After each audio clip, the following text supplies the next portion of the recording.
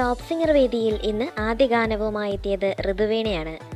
1998 പുറത്തിറങ്ങിയ പ്രണയവർണ്ണങ്ങൾ എന്ന സിനിമയിലെ ആരോ വിരൽ നീട്ടി എന്ന അതിമനോഹര ഗാനമാണ് ഋതുവേണക്കുട്ടി പാടിയത്.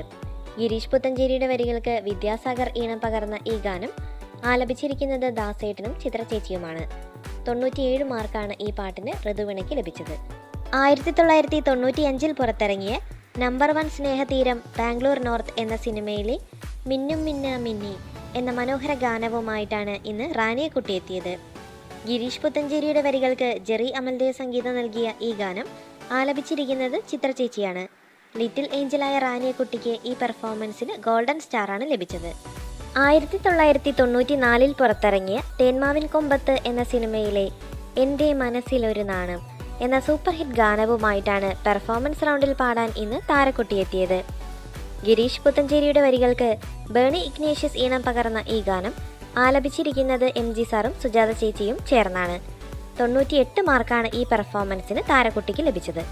1993 പുറത്തിറങ്ങിയ മിഥുനം എന്ന സിനിമയിലെ ഞാറ്റുവേല കിളിയെ എന്ന മനോഹര ഗാനവുമായിട്ടാണ് പെർഫോമൻസ് റൗണ്ടിൽ പാടാൻ ഇന്ന് സെബക്കുട്ടി എത്തിയത്.